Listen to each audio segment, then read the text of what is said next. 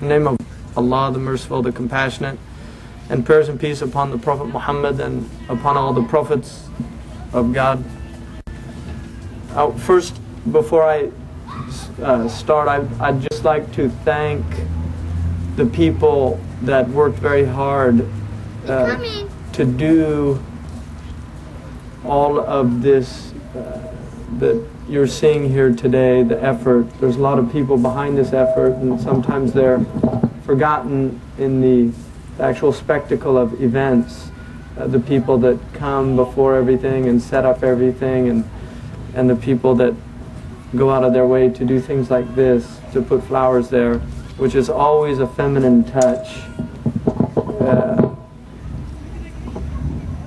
So I'd like to thank Khadija O'Connell, who did, and I hope everybody, inshallah, make a prayer for her and her family and her husband, who happens to be on Hajj right now, and she stayed behind to hold down the fort. That's why they say behind every great man is a great woman, and behind every great woman is herself. And also for the volunteers here at Zaytuna, and all of the guests, and Imam Zaid also, who took time from his community because he has a thriving community on the East Coast, and he took time from his community to come out and spend some time with us on the Eid. This program, it was Ramis who was introducing us, who had this idea of using this occasion, and he mentioned the reasons for that, as a way of celebrating the days of Eid and the Hajj, and also celebrating Malcom, or Malcom X. And I think that it's appropriate and fitting that we celebrate the life of Malcolm and not the death of Malcolm on the approximate anniversary of his death, because it's actually his life that I think brings so many interesting aspects to the American Muslim phenomenon.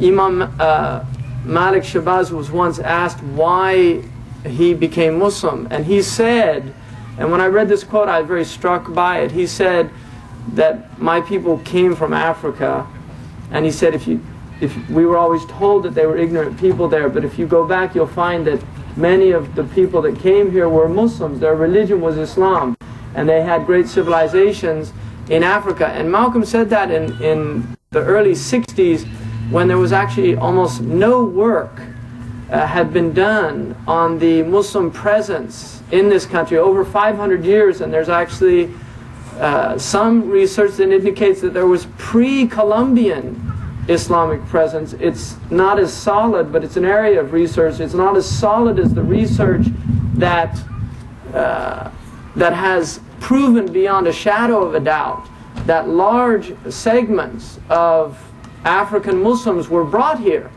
as slaves, and they set up Quran schools, and they attempted to maintain their religion in spite of a society that was stripping them not only of their religion but of their dignity, of their clothes, of everything. I actually met an African American woman who wore a hijab, and I said, "Are you Muslim?" She said, "No."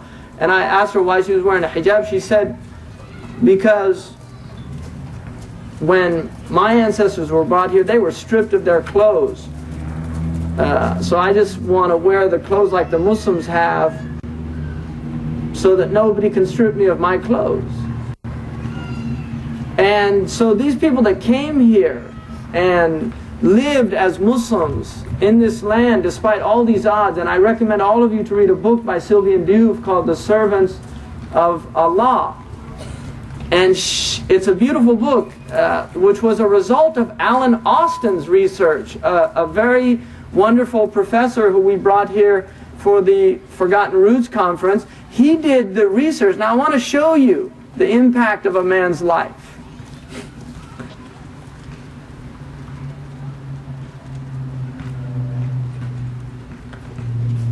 Because in a sense you can't measure a man's life or a woman's life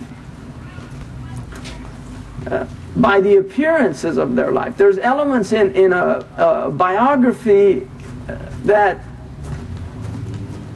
will never emerge in a book, the biography of a person. And if you look at Malcolm's life, one of the important touchstones for me growing up was a television series called Roots, which occurred in the 70s. And people don't know that was because of Malcolm.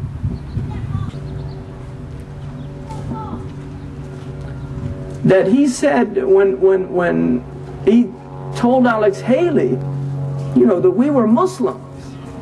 And Alex Haley took that seriously, and he started researching and found out it was true. Well, Michener, who wrote Hawaii and other books, he read the work of Alex Haley and said, that's a load of rubbish. And he wrote an article in the Reader's Digest saying that that's just fantasy. That's Malcolm X's fantasy.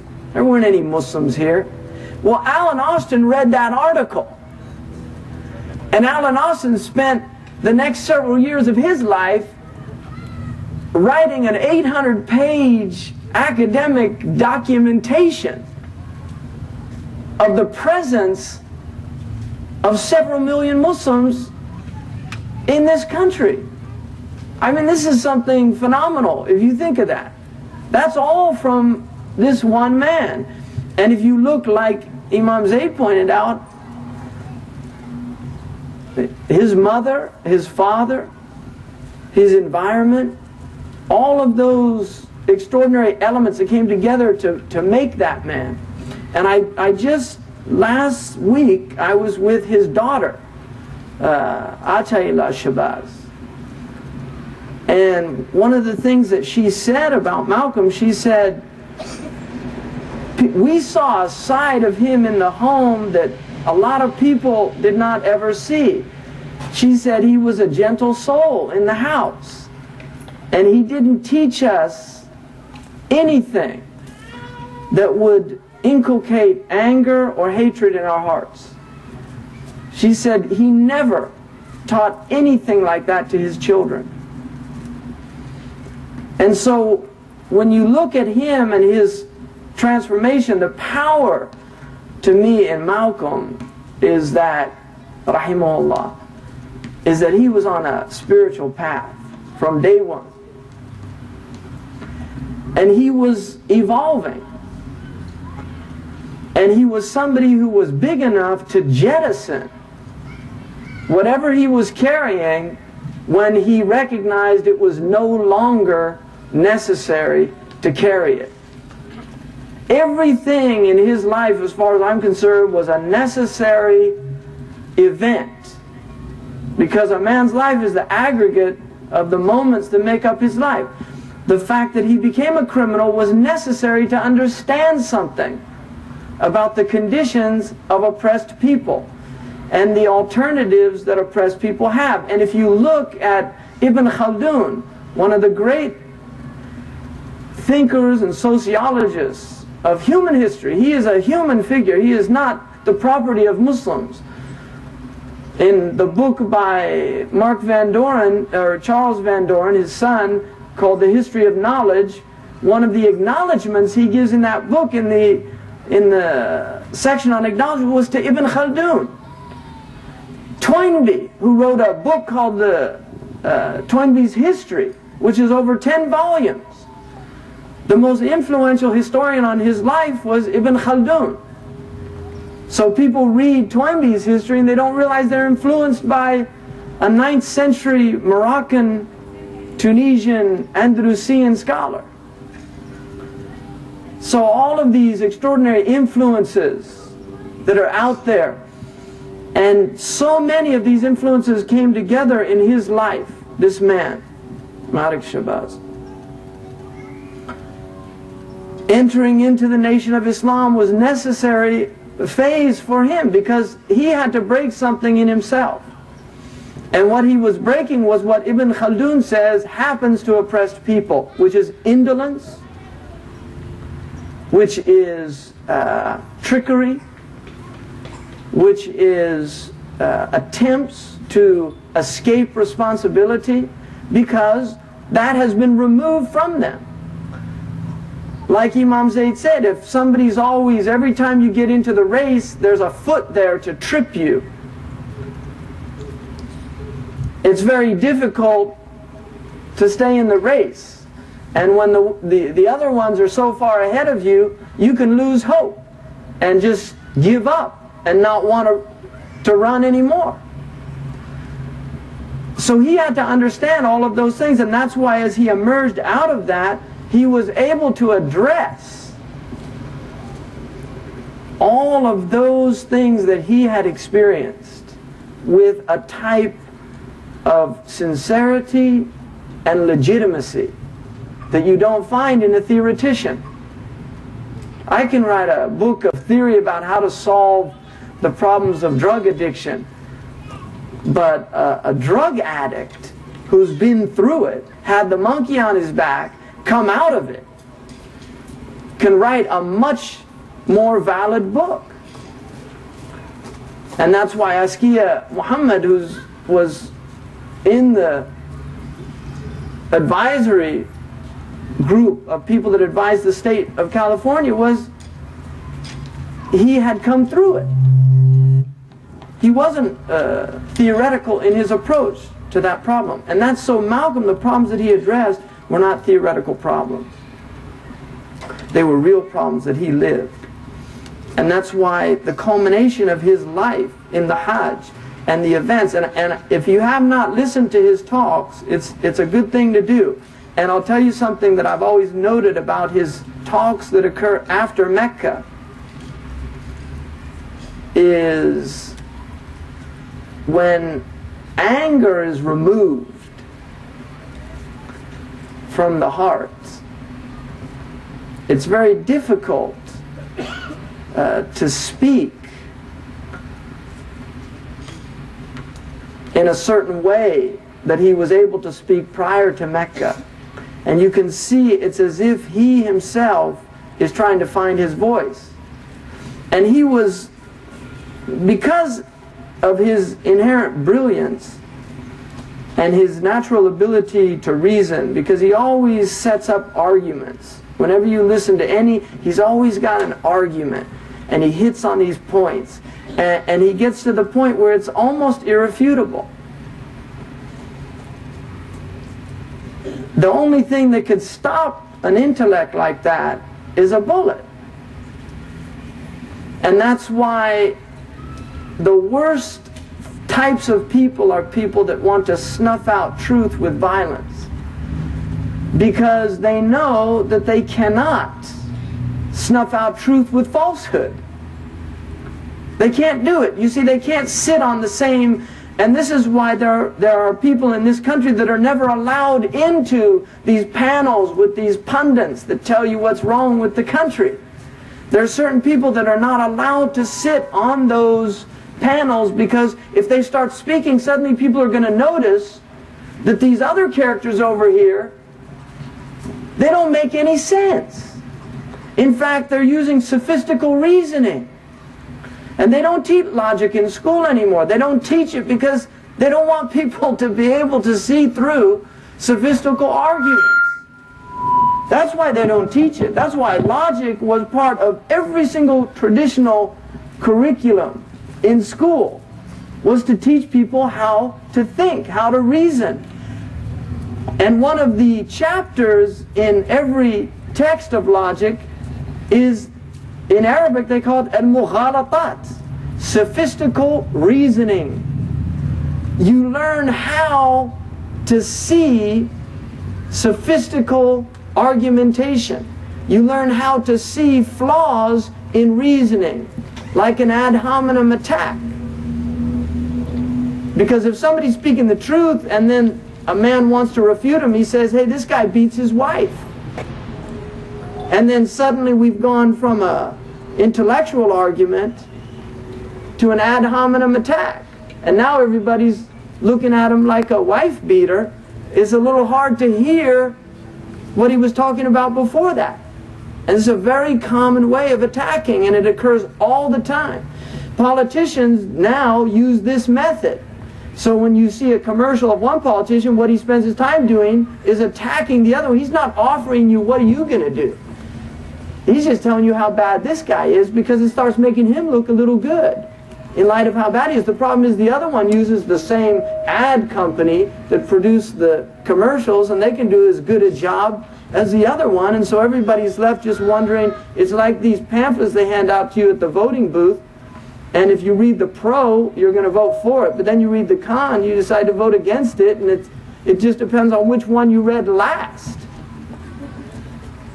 Because they have lawyers that are trained in very clever techniques of sophistry.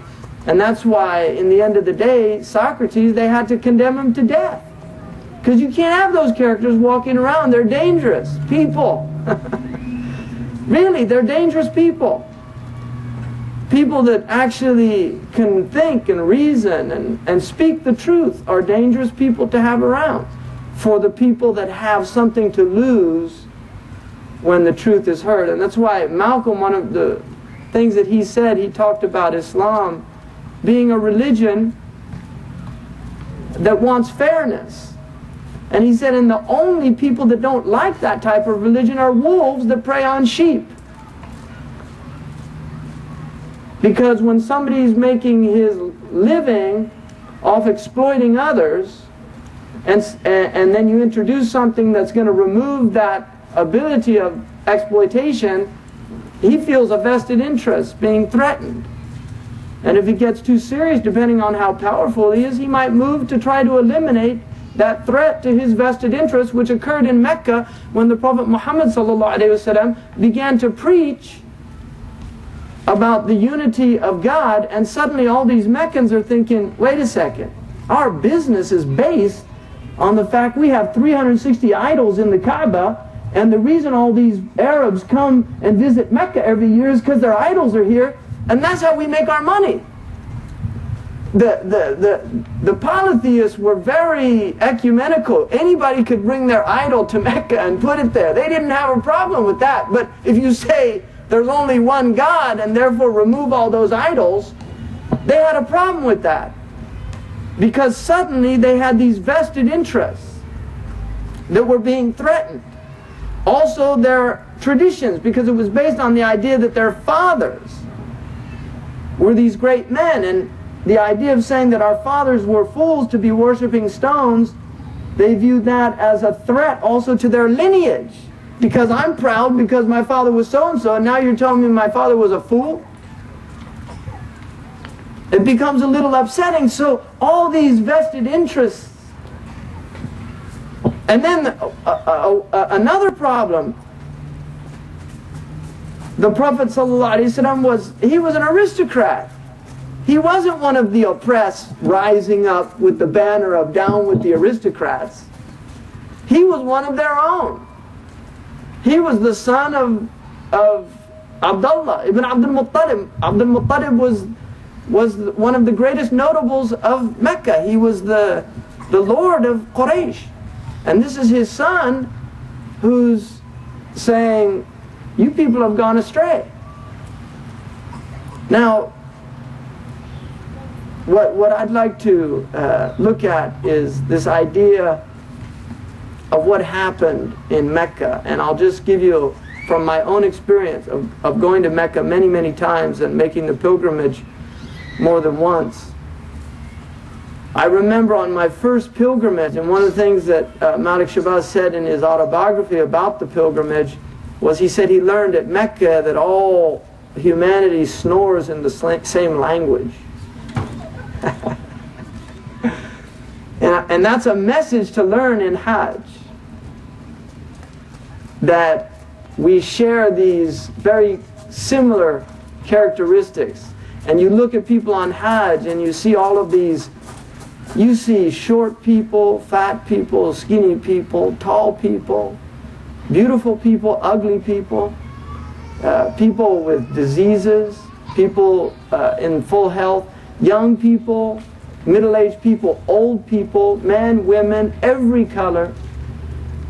Every possible type of human that you could imagine, and even some that you couldn't even imagine, you see on Hajj.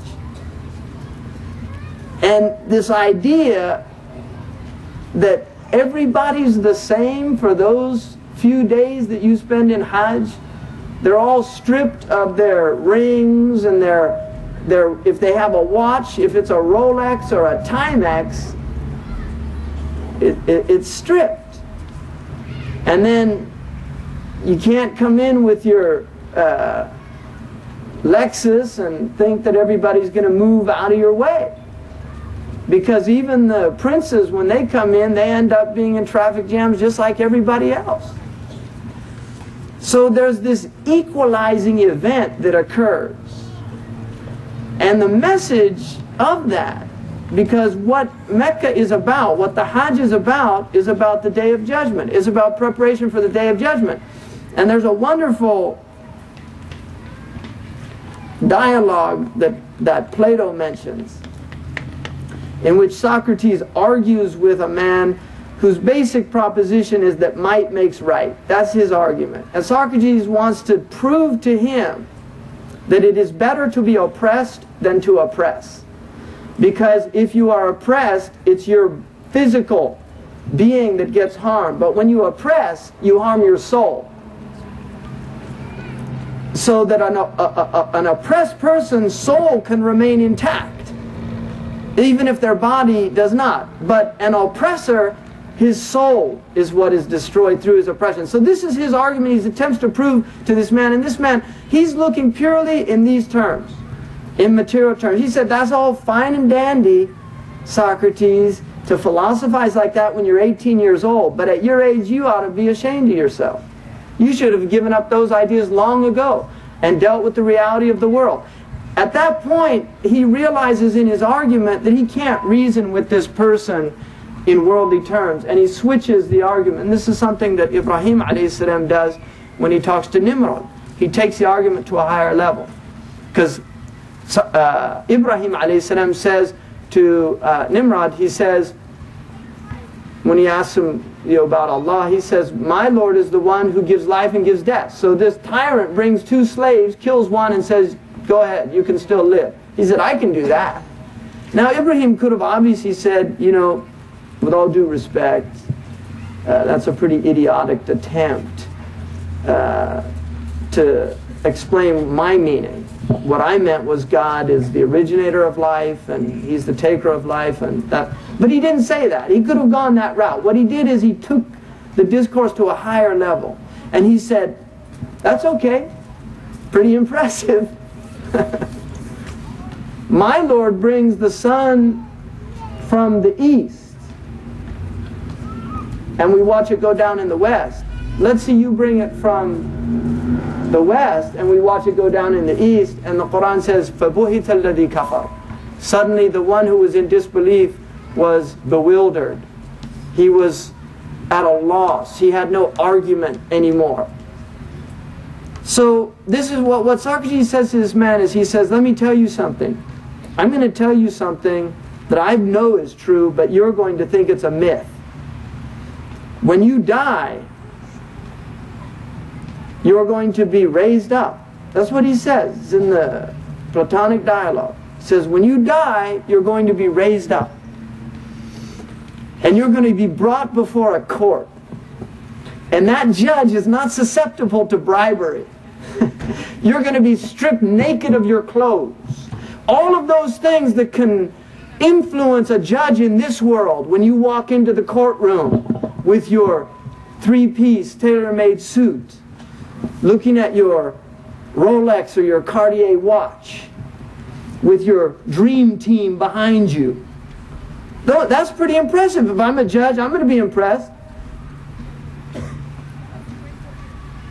He said, none of that's going to help you. This judge isn't susceptible to those type of trappings. And you might be able to box my ears off in this world, but if you continue on your way, you're going to get your ears boxed off in the next world. My commitment is to live the best ethical life that I can as long as I'm in this world, so that I'm saved in that court of law in the next world. And that's what I suggest you do. That's the message of Hajj. You look at all those people, rich, poor, destitute, male, female, old, young, they're all there for one reason.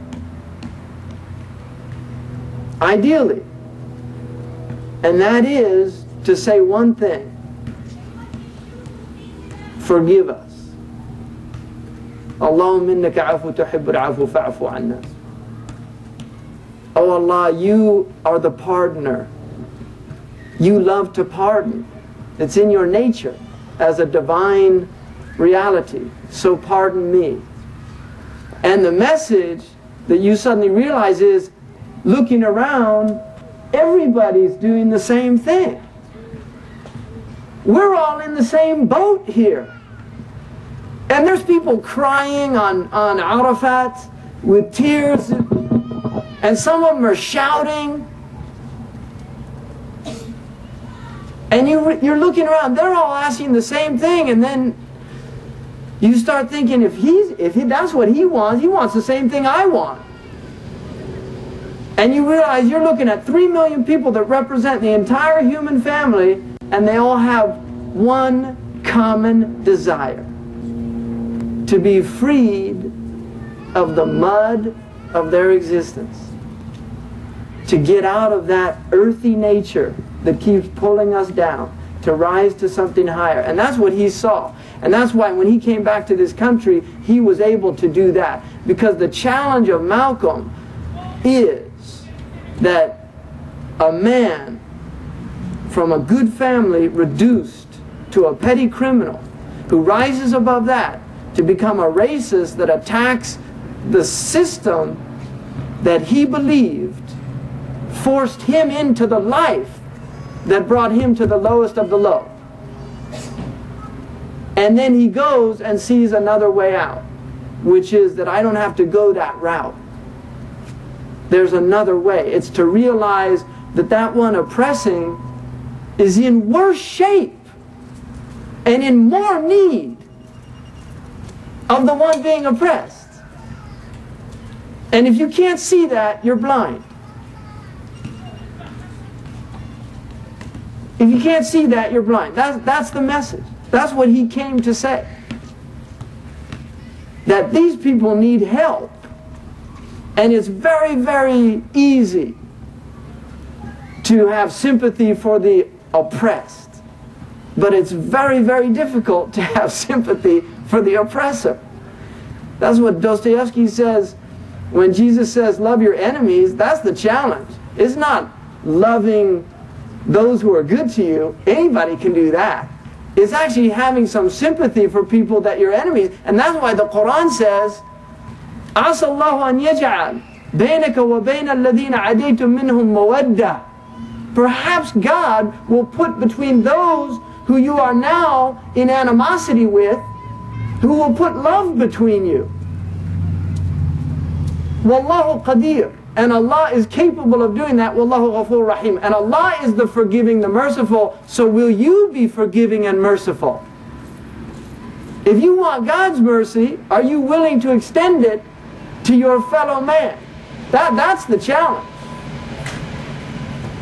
And there's only one element of people that are removed from that in the Quran. And these are the mockers, the mustahzi'un. This is the only element. These are the ones who mock people, who make fun of other people, who laugh at the tribulations of others, who derive pleasure in these things. Those are the ones that the Quran, it's كَفَيْنَاكَ الْمُسْتَهْزِئِينَ. We'll take care of these people. Don't worry about them. You see, that's the reality. That's what the Quran messages. Don't worry about all these things. Do what you have to do within the constraints of dignified behavior and with your humanity intact, because don't let your enemy take your humanity from you. So Malcolm's challenge is, can you rise above? Can you transcend the incidentals of difference to achieve the unity of the essentials? Can you do that? Are you able to rise above the incidentals of color, of sex, of wealth, to understand that despite our colors, we're human beings, we're the same. Despite our sexes, we're the same. A man and a woman are the same. That's what the Quran says. That's what the Hadith says. An-nisa shaqa'iqur rijal. Women are the other half of humanity. It's as simple as that. It's as simple as that. Can you transcend that? Can you transcend the incidentals of wealth to recognize that some people have wealth from their families, other people don't? Doesn't mean one's better than the other. Are you willing to acknowledge that? It's easier for the poor to do that.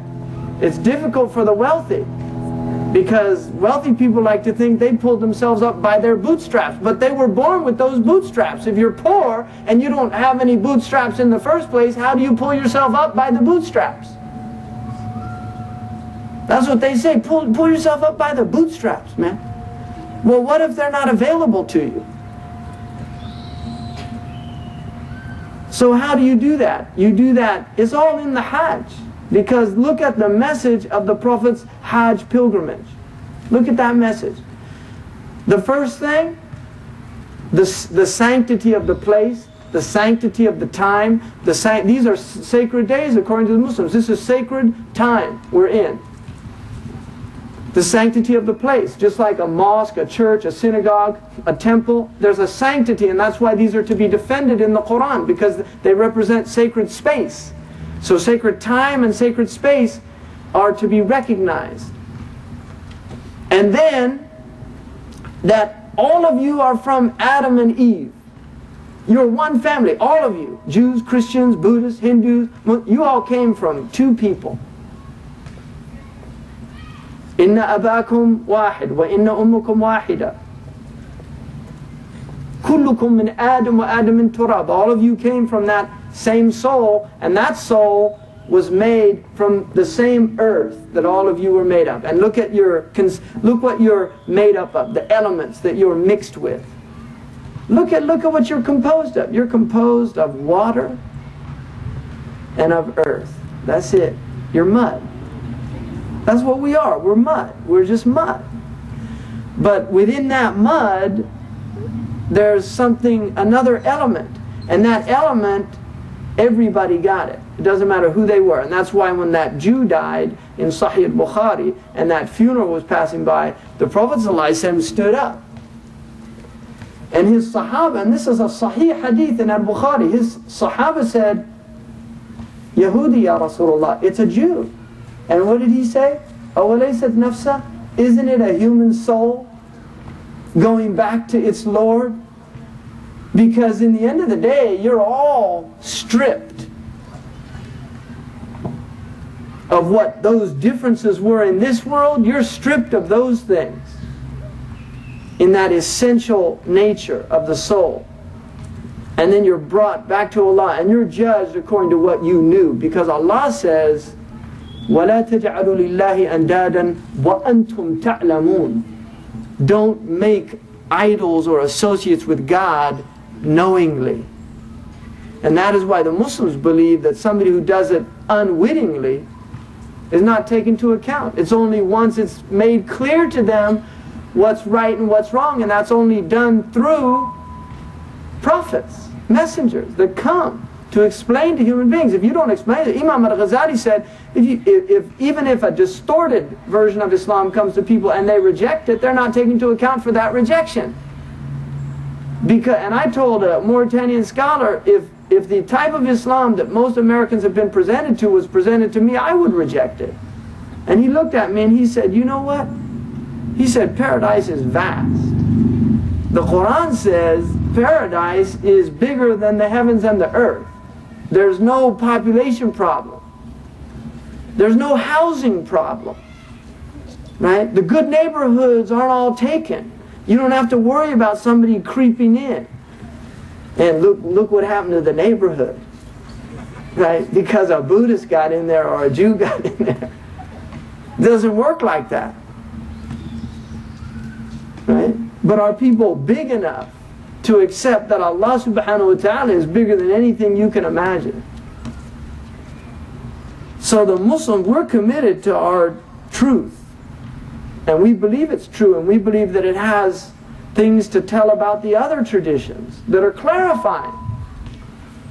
But we're also committed to the belief, according to the Quran, that people have a right to choose for themselves, and according to the Quran, that we're supposed to wait till the next world when God will explain to us about these differences. So you stand committed to your truth. And if somebody else is interested in listening to what you have to say and wants to come on, we call it da'wah. Islam is da'wah. It's an invitation. Welcome. You're welcome to come in. You don't want to come in, you're welcome to stay out, and we can live amicably. We can live in peace. Because our religion tells us that we're Bani Adam. We're children of Adam. It also tells us that all of us are directed towards God, whether we know it or whether we don't know it. We're all directed towards God, towards this reality that brought us into this world. So that's the message. Can we rise above that? And I just want to finish this by saying, Raghib al-Isbahani, he said there's only 4 reasons that people differ concerning beliefs. Those who believe in revelation and those who don't believe in revelation. That's one categorization. And he said those are like people heading in opposite directions. Now the beauty of the earth is you can head in opposite directions, you end up in the same place. You're going to meet them in that same place, and then you can say, hey, I told you. That's Pascal's wager. Right? It's actually Imam Ali's wager, because he said it before Pascal. Imam Ali, a man once said to him, I'm not sure about what you're saying. And he said, well, look at the odds. If I'm right, you're in big trouble. And if I'm wrong, you haven't lost anything other than that you've lived an ethical life. Like the British ethicist said, even if you didn't believe in a day of judgment, you should live your life as if you did. Because that's a worthwhile life, at least in this world. So that's one group. And the beauty of, if they want to go that way, you can say, listen, this is the best way to go. Because this is a land route, that's the ocean, there's sharks, you're going to drown, you're going to get lost, you're going to have problems. But if he wants to go that way, the earth's big enough to let him go that way. Now if he starts taking other people with him intentionally, then you have a problem. So you need to warn people. But for him as an individual to take that route, after you've made it clear to him it's not a good thing to do, let him go. That's what the Quran says, لَكُمْ دِينُكُمْ وَلِيَ دِينِ. You have your way, we have our way. And then he said there's a difference about revelation. That's the second group. People that have a different belief about who their prophets were. Now the beauty of, for me, one of the many beauties of Islam is, unfortunately, there are not all Christian, but some Christians in this country. I went to a Christian bookstore, and Islam was under Satanism, which is, it's not a good way to try to create a better world when you think 1/5 of the world's population is worshiping the devil, and you teach that to other people. Because I certainly, if I thought I was worshiping the devil, I wouldn't be in the religion I'm in. We don't believe that. So that's a difference. But the Muslims, we say no. Jesus, we believe in Jesus. We're supposed to say alayhi salam, peace be upon him. We believe in Mary. We believe in the virgin birth. We believe also in a second coming. I mean, all those things, we believe those things. So we believe in the Christian, and then we believe in the Jewish tradition. We believe in Moses. We believe in the Torah. The Quran says, وَأَنزَلْنَا التَّوْرَةَ. We sent down the Torah. فِيهِ هُدًى وَنُورٌ. In it is guidance and light. In it is guidance and light. Now, there's guidance and light in the Old Testament. There's guidance and light in the New Testament. And I want just to, before I'm going to finish this. Last night, my son, in a whispered tone, he had a magazine that has homeschooling things in it. He was looking through it. It's my wife's magazine. But a lot of Christians homeschool. And so they had a section on inspirational crafts. And they had a little church, and it was a poster you could buy for a child's room. And he came up to me and he said, Dad, I read these, and I know there's a cross there, and it's a church, but it's the same as we believe. It's the same thing. They're all true. And so I looked at him and said, words to live by. You should have no other gods but me. That's La ilaha illallah. Put nothing before God. Right? That's what Ibrahim said. Inna salati wa nusuki wa mahyaya wa mamati lillah. My prayer, my ritual, my life and my death are all for God. Always use God's name respectfully. The Quran says don't use God's name in vain. Keep God's day special. Right? We believe every day is God's day. I mean, it's not just Sunday, but Jum'ah has a special relationship to us, and these days also. Respect and obey mom and dad. Birr al-walidain. وَوَصَيْنَا الْإِنسَانَ بِوَالِدَيْهِ. And we told human beings to respect their parents. Do not murder. لَا تَقْتُلُوا نَفْسًا. Quran says don't take a soul without any just right. Do not take another wife or husband. Do not take another's wife or husband. لَا تَزْنُوا. Don't fornicate or commit adultery. Quran. Do not take what belongs to another. Do not tell a lie. Do not want what is not yours. I can't argue with any of that. It's all true. And if it comes from a Christian, it's as true for a Muslim as it is for a Christian or a Jew. And the same thing, if a Christian read the Quran with an open heart, he would find, or she would find, that most of what's in the Quran is actually in perfect consistency with their own beliefs and values. And the same for a Jew and even a Buddhist, or even many secular humanists, which is what clearly points out that this is for the post-secular West, it's an interesting book for them to consider because it honors science, it honors enlightenment, it honors knowledge. We don't believe in the tree of knowledge being evil. Don't go near the tree of knowledge. No, we believe that the tree of knowledge is what you should pursue, and you should eat from its fruit. So the third cause of difference is difference amongst the foundational principles within one religion. So you get Catholic, Protestant, Sunni, Shia. And he says the difference between revelations, he said, is like people all headed towards the east, but some of them are headed due east and other ones are headed southeast or northeast. Those are the different religions. They're all headed towards the same direction. They want salvation, they want truth. But they've gone, some of them have gone different. And he said those who have different usul, he said these are like people traveling in the same direction, but some have gone, they're on the side of the road, and there's thorn bushes, if it's not sound what they're doing. And then the fourth difference are those differences within the rightly guided group. And there's plenty of room. And he said that's like a wide road. The Quran calls Islam the broad road. It's not the straight and narrow.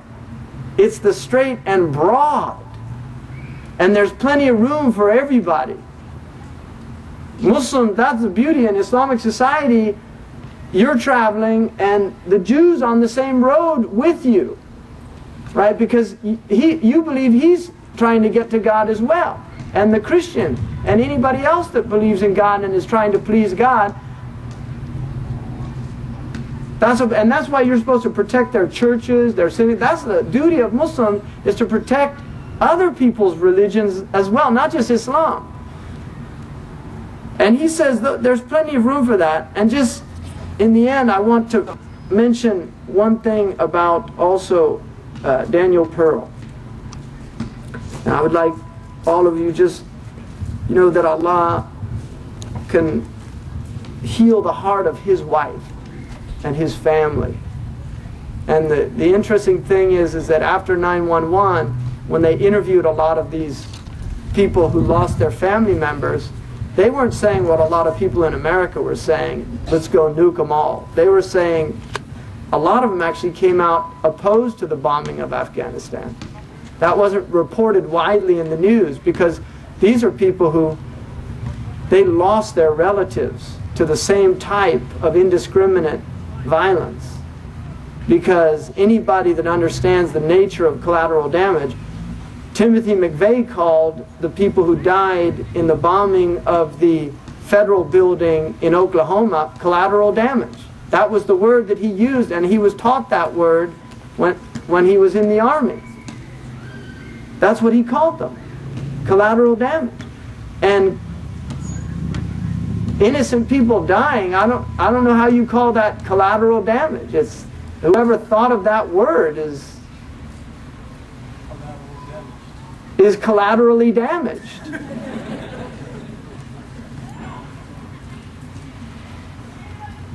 They used to call this, in this country in World War I and II, it was called the Department of War.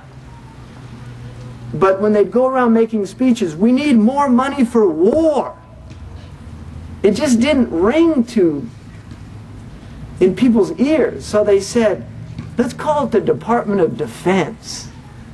Nobody can, even pacifists would agree that you should defend yourself.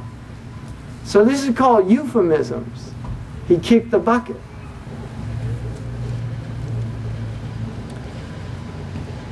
So there's a lot to do, and I think we should be committed to trying to spread peace. The Prophet ﷺ said, Afshu salam, spread peace.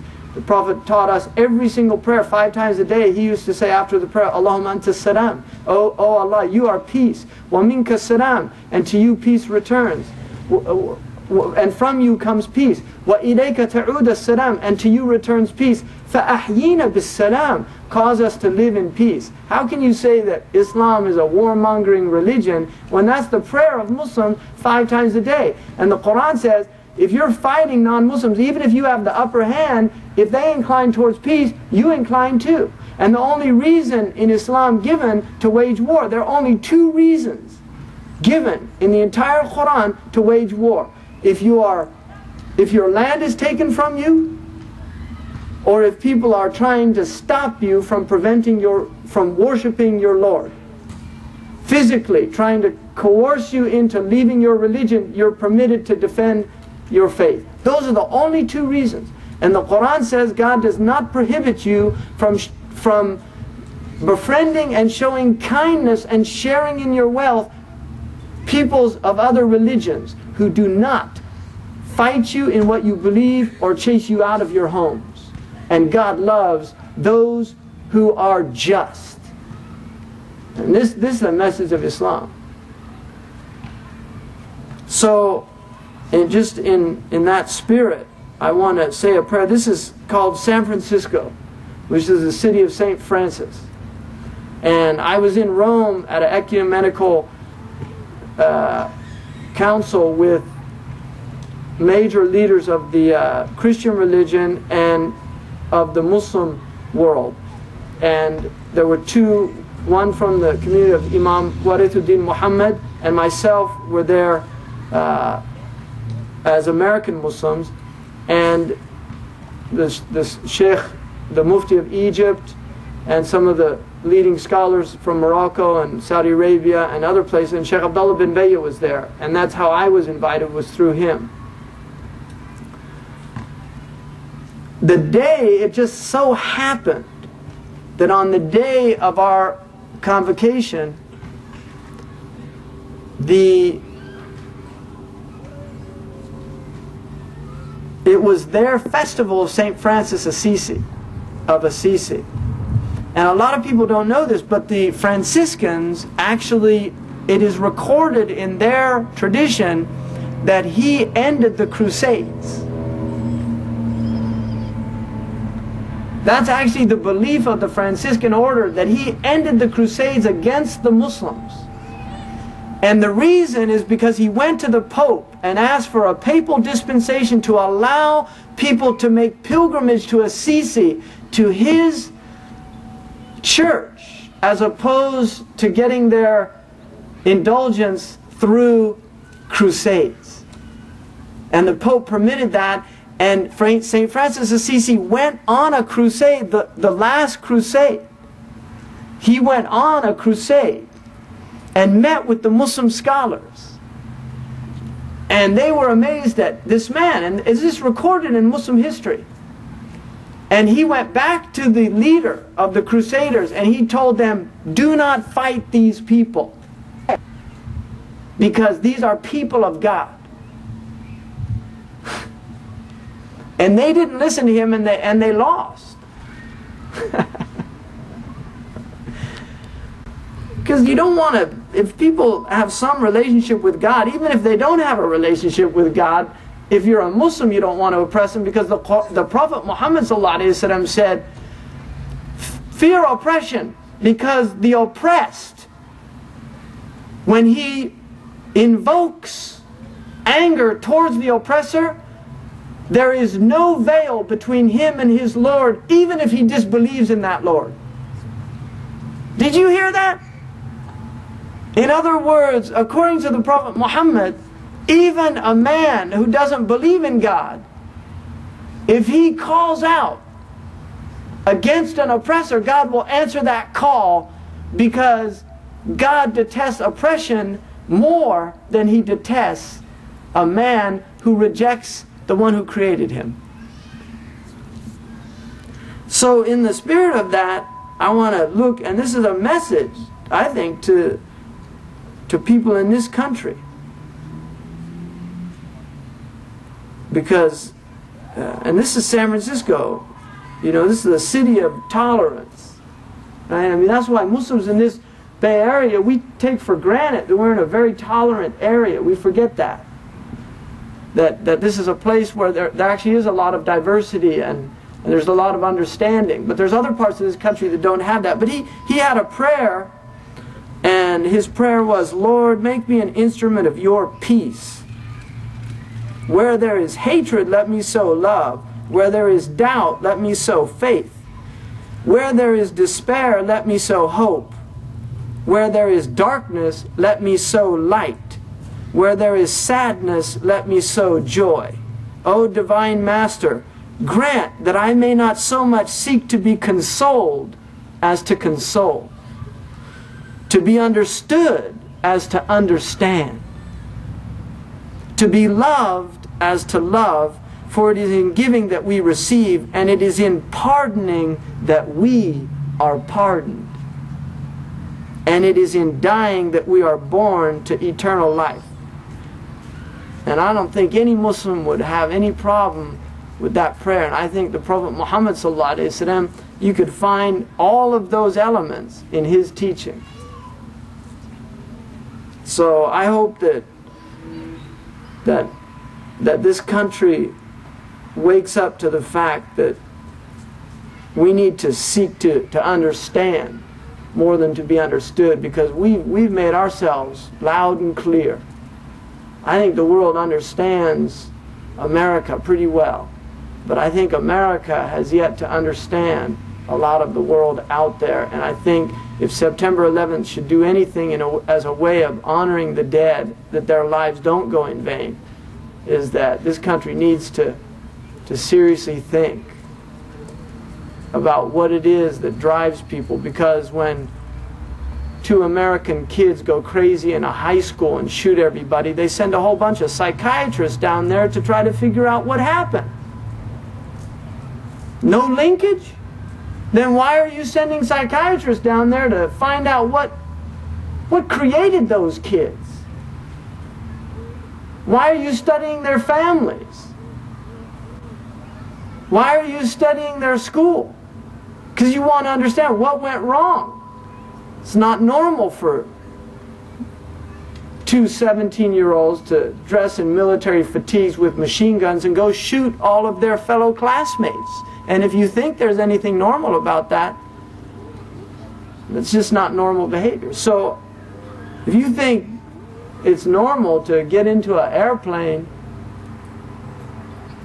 and fly it into a building with a bunch of innocent civilians in it, I want to understand what was in their minds. What's going on there? I think we should try to understand that. And if there's anything that we can do to prevent other people from doing things like that, then the Arabs, they say, al-wiqaya khayrun min ilaj. Prevention is better than cure. I think we should do what we can to prevent that. And so I think we have a light and an example in American Islam in Malik Shabazz as somebody who changed. He transformed. He was transformed internally, and that in Christianity they call it metanoia, which is the Greek word for repentance, and it means to change your heart. And in Arabic we call it tawbah. The Jews call it teshuvah, and tawbah means to turn the heart back to God. That's all it means, and that's what we have to do, is turn our hearts and be vehicles of peace, because there's too much madness out there. If you want to contribute to it, there's no flags right now to, you want to go out there and join an army that believes in total war. I'd rather, like the Prophet said, in the end of time, he said there would be wars that were so bad. He said, break your sword. It's in Sahih. It's a Sahih hadith in Tirmidhi. He said, break the sword, break your bow. He said, even if somebody comes in your house to kill you, be like the first son, the best son of Adam, who said, if you raise your hand to kill me, I'm not going to raise my hand to kill you, because I fear Allah, the Lord of the world. Because Muslims don't kill indiscriminately. We don't believe in that. We don't believe in total war. We believe in rules of engagement and fighting under legitimate state authority for reasons, and I gave you the two reasons, and that's it. And there isn't any other third reason, according to Ibn Taymiyyah and all of the Muslim scholars. So I don't know how these people justify it, but I just, what happened to that reporter was a crime against everything that Islam stands for, and those people will be taken into account against an entire religion. They harmed an entire religion. That wasn't an isolated act, a criminal act. That harmed an entire nation, which is Pakistan, because it makes people think, and I know Pakistanis. I've lived a large part of my life with Pakistani people. Right? They're human beings just like everybody else. They're good people. There's the majority of Pakistanis I've ever met. In fact, I can say I haven't ever met a Pakistani I didn't like. I can honestly say that. Right?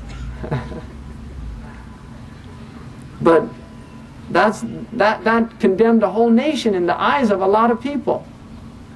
It's a crime. And then you have Jaish-e-Mohammed, people going into the Indian parliament and shooting parliamentarians and almost bringing two countries to the verge of a nuclear war. I mean, you can't have people going out taking the law into their own hands, and we've got enough time with the politicians, right, worrying about them creating nuclear catastrophes, let alone loose cannons out there. So it's a time now, I think, it's metanoia. It's time to change heart. This is a time of Tawbah, and that's what the message, I think, of Malcolm's Hajj is, that he got the message. It's time to change. And he did it. And he paid the price, and that's why he's a martyr. Because sometimes that's the price of making that change. He was always ready to die for what he believed, but he made a change, and in some ways that change was the catalyst. So may Allah have mercy on his soul, and God bless all of you, and barakallahu fikum, and inshallah Allah make these days of Eid, and days of light, and the moon is all right where it should be. Don't worry about this universe, it's in good hands. What we have to do is align ourselves, that's all it is, just getting our own souls aligned with this perfect order around us. It's all orderly. Don't believe all this chaos theory, that it's just chaos. Now every spring those flowers bloom, I guarantee you. They're working on getting them to bloom in winter, but that's part of the problem too. Just leave it alone. It was perfect the way it was ordered. So just admire the discipline of that beautiful moon there, and that it has a Lord. That's what the Prophet said when he saw the new moon, sallallahu alayhi wa sallam. He said, Allahumma ahilla alayna bil yumni wal iman wal salamati wal islam, Rabbi wa Rabbuk Allah. Oh Allah, cause this new moon to bring in a month of security and faith, of peace and submission. My Lord and your Lord is Allah. The Lord of that moon is Allah subhanahu wa ta'ala, creator of the heavens and the earth and everything in it. Ashhadu an la ilaha illallah wa ashhadu Muhammadan Rasulullah. I bear witness that there's no God but a one true God. And I bear witness that the Prophet Muhammad was a true and faithful messenger who told us that all of the messengers before him were true and faithful, and we believe in all of them. We believe in the Torah, the Gospels, the Injil, and the Psalms, and all the books we don't know about, that Allah didn't mention but told us they were there too. And all those prophets He didn't mention, we believe in all of them, whoever they were. So أقول قولي هذا, saying this, and may Allah forgive me and all of you. Barakallahu fikum. Assalamu alaikum.